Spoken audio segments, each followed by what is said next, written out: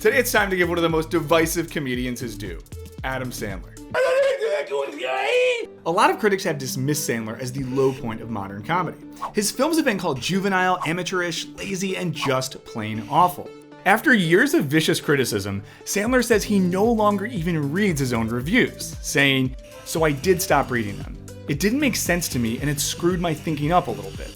When we were writing the next one, me and my buddy were like, you think they're going to hate this if we do this? And we started saying, what's the difference?" The only time Sandler gets even a modicum of critical respect is when he steps out of his comfort zone and takes on meatier roles. But even then, critics use these films as further proof of Sandler's laziness. The implication seems to be, if he's capable of such nuanced performances, why has he squandered his talents in tasteless comedies? The same pattern repeated itself just last year. Sandler starred in one of his most critically acclaimed films yet, Uncut Gems. Many even thought Sandler deserved an Academy Award nomination for his performance. But critics still painted Uncut Gems as a rare exception in Sandler's career, a brief bright spot amidst his usual dumpster fires. However, we here at Wisecrack think the opposite. Uncut Gems isn't a rare exception in Sandler's filmography. Rather, it's the culmination of Sandler's entire career. That is to say, Sandler's past works, Billy Madison, Grown Ups, Mr. Deeds, and yes, even Jack and Jill, were merely covert preparation for his best role yet.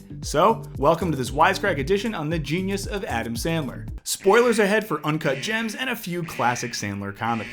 But before we get into it, I want to give a shout out to Raid Shadow Legends for sponsoring this episode. Raid is a massive hero RPG and is available to download on mobile and PC. Collect, equip, train, and upgrade your team of heroes to defeat bosses and earn special prizes. The more you play, the more you are rewarded with resources that could help maximize your team's strength. You can upgrade heroes by sacrificing certain smaller heroes or by making your way through the different campaigns.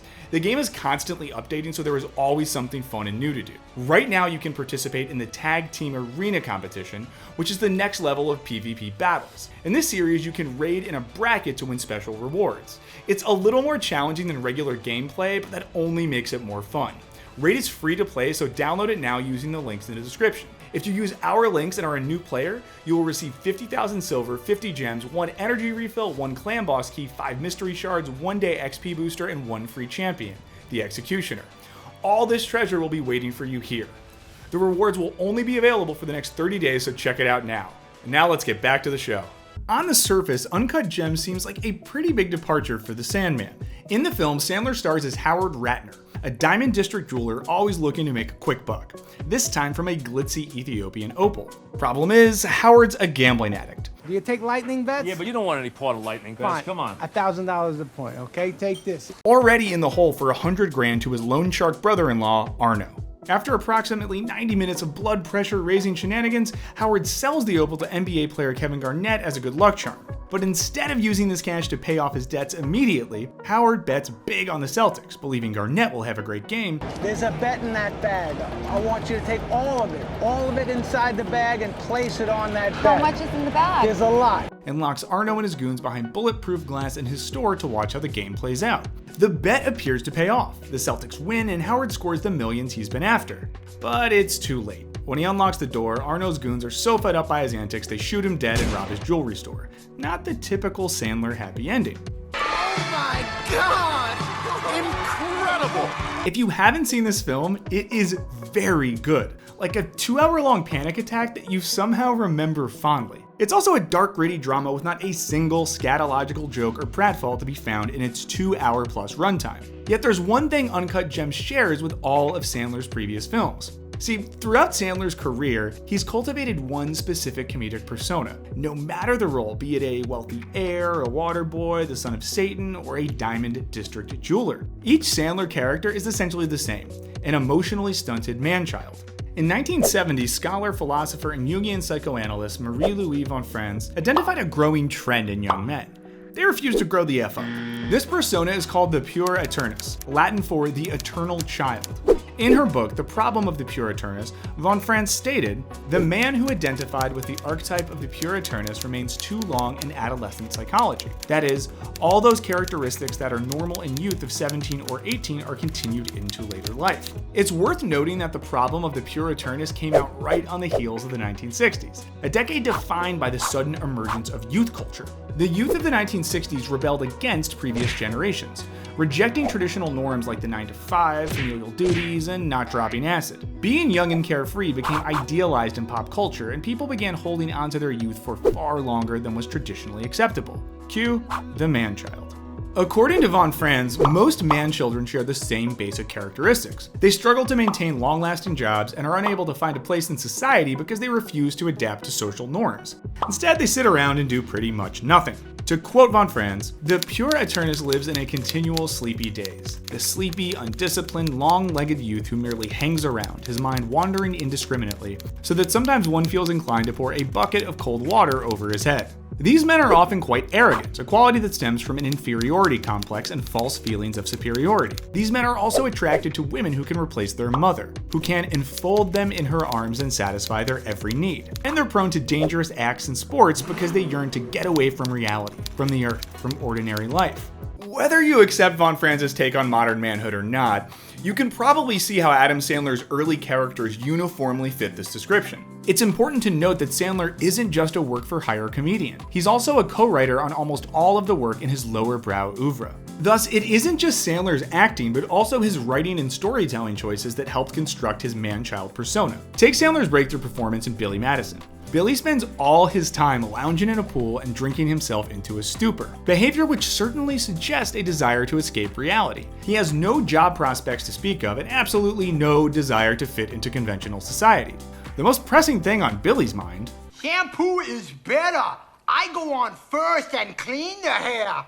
Conditioner is better. I leave the hair silky and smooth. For this role, Sandler adopts what would become one of his trademarks, a high-pitched and garbled voice, as if a grown man were attempting to mimic a child's voice. Ooh, that wasn't very nice. This literalizes Billy's refusal to grow up. When people criticize Billy, he immediately lashes out, his face scrunching up in despair and anger, like a confounded toddler about to erupt. I hate cursive and I hate all of you! Like the prototypical man-child, Billy also has a major inferiority complex. It's not a coincidence that his primary antagonist is Eric Gordon, a stuck-up businessman who lords his Harvard education over Billy. Second-team All-American. Harvard trip. The only people Billy can relate to on any level at all are first graders. Once back in elementary school, he's in his element. There, his silly jokes aren't met with indifferent stares, but actual laughter. What do you think of that, Mr. Blue Duck? That's quacktastic. Even Billy's romantic interest fits von Franz's pure Eternus description. Teacher Veronica Vaughn serves as a maternal figure to Billy, helping this man-child study and grow. Throughout Sandler's early films, he consistently plays this same childlike figure lashing out in an adult world that doesn't know what to make of him. In the first 10 minutes of Happy Gilmore, Happy beats up a coach who dares to mock him. Then he goes home to his girlfriend, a teacher yet again, and asks her to stay the night because he's had a rough day. Just like Billy, Happy wants a maternal figure to make everything better. But this time, the girlfriend has no interest in babying Sandler's man-child. She calls Happy a loser and leaves. I am not spending the rest of my life with a loser. Afterwards, Happy goes to the batting cage, where he proceeds to let baseballs hit him directly in the face, an act von Franz would undoubtedly label a dangerous sport. Happy, through this pain, seeks to escape the reality of his failures, and the only person impressed by these immature antics? You guessed it, a child. Awesome. In Sandler's next film, The Waterboy, he goes even further, playing Bobby, a juvenile man-child who still lives with his mama. Did he tell you about a little bedtime problem? Mama, I'm begging you, don't. That's his sheet back there. Much of the comedy in The Waterboy stems from Bobby's childlike responses to the adult world. Is there a girl you're seeing? Seeing? I see a lot of girls. Again, Sandler emphasizes the character's childlike naivete, adopting a babyish lisp and stutter and slouching like an uncomfortable kid at school. And like a child, Bobby legitimately struggles to retain eye contact with anybody. However, as Sandler got older, his depictions of the man-child began to grow. Take 1999's Big Daddy, in which Sandler stars as Sonny Koufax, a 32-year-old slacker with no job or prospects to speak of. The film opens exactly like Happy Gilmore, with Sonny's girlfriend breaking up with him because of his immature lifestyle. Why are you being so nuts to me lately? Because you refuse to move on to the next phase of your life. But unlike previous films, Big Daddy focuses less on Sandler's immature antics and more on his maturation. Sandler here eschews many of his early trademark signatures, like the baby voice or childish slouch. Instead, Sandler adopts a disaffected slacker attitude, as if Sonny were in a perpetual haze watching life pass him by. But after Sonny takes in an abandoned child, he's forced to grow up and become a father figure. Sandler's character no longer wets the bed. Now he's the one who has to clean up the mess. By the end of Big Daddy, Sonny turns his life around, becoming a successful lawyer with a wife and child of his own. That's a pretty big departure from, I gotta send him back to the South Pole. But this was just the beginning of Sandler's maturation.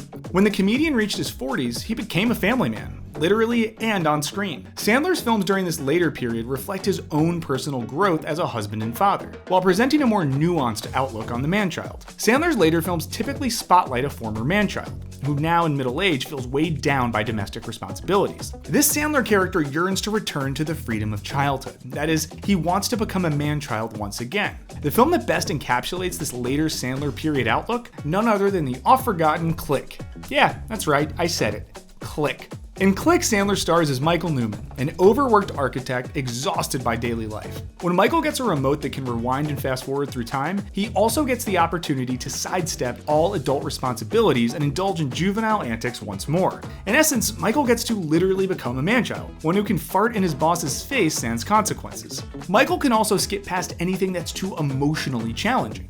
But by constantly fast-forwarding past his responsibilities, Michael ultimately misses out on the most significant parts of his life, neglecting his children and wife until they leave him.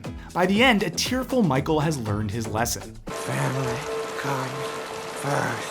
Sandler's films throughout the aughts consistently play out in this exact same fashion, focusing on family men who yearn to return to their childhood, yet who ultimately learn to embrace their familial responsibilities. Life can be difficult sometimes. It gets bumpy. What with family and kids and things not going exactly like you planned, but that's what makes it interesting. In life, the first act, always exciting. The second act, that's where the depth comes in. Which brings us full circle to Uncut Gems, a film that shows the dark side of what happens when the man-child never quite grows up. Sandler brilliantly takes his trademark comedic persona and applies it to a so-called serious film. Howard has all the same basic characteristics of Sandler's previous man-child roles. Inferiority complex? Well, Oscar's wrong. I could go out and get 6 appraisers right now. 5 of them would say at least $3,000 a carat. Check. A need for a maternalish figure to tell him everything's gonna be okay, even though she's at least 20 years younger than him? Oh, you betcha. Prone to dangerous acts in sports? Now I'm just describing the whole movie. Howard constantly puts his life on the line for a series of increasingly risky bets. I mean, all you have to do is take one look at Howard's bachelor pad to see what a man-child he is. It's a 15-year-old's dream come true, complete with Knicks memorabilia and a portrait of a naked lady. This is rendered all the more pathetic given that Howard's in his 50s. What's more, Howard constantly neglects his familial duties, his head always focused on his latest scheme. Howard's wife literally has to chastise him into tucking his son into bed rather than watch a basketball game that he's bet on. Howard, go say goodnight to your son. In the early man-child films, Sandler could almost always rely on his family's support, no matter his antics. But in Uncut Gems, Howard is rendered all the more tragic because nobody has his back. In fact, his entire family turns against him. I think you are the most annoying person I have ever met. I hate being with you. I hate looking at you. And if I had my way, I would never see you again. Howard's daughter disdains him, and his son can barely look at him after discovering he has a mistress. Who's the girl living in your apartment? And to add insult to injury, it's Howard's own brother-in-law that's hired the goons threatening to kill him. In a meta twist, it's almost as if Howard's family mirrors the harshest critiques leveled against Sandler. His wife is a stand-in for all the critics who instinctively find the comedian annoying on screen, whereas his children are a stand-in for everyone who thinks Sandler's a disappointment for wasting his talents and slumming it in juvenile comedies. Unlike Big Daddy and Click, where Sandler's characters see the error of their ways and eventually grow up, Howard never does. 2/3 of the way through Uncut Gems, he finally has a moment of clarity, lamenting to his girlfriend, can't figure out what I'm supposed to do. Everything I do is not going right. Everything I do is not going right. I don't know what to do. But Howard, unlike Michael or Sonny, never takes a moment to learn from his mistakes. Instead, he doubles down on them, coming up with yet another get-rich-quick scheme. And the results, well, speak for themselves. Sandler's career may have started out by glorifying the Manchild, but as he's grown, his perception of the persona has apparently become far darker, culminating in Uncut Gems, with the Manchild's literal death. It's unnerving to think that all the juvenile antics, baby Soto voices, and poop jokes have led to, well, tragedy. What was once labeled a dumb archetype has morphed into a Shakespearean character flaw. Ultimately, it's Howard's refusal to grow up, to change, to learn, to engage with any semblance of reality that proves to be his undoing. A character like Howard should be inherently unlikable. Yet because Sandler has grown up playing this character through his entire career, he's able to inject Howard with the pathos and affability only someone who knows the type like the back of his hand could. This is the role that Sandler was born to play, and the culmination of his Manchild persona. It's almost too fitting that the Safdie brothers spent years trying to convince Sandler to take on the role. Who else could have played it to such perfection? So will Adam Sandler fulfill his destiny of starring in movies that aren't terrible?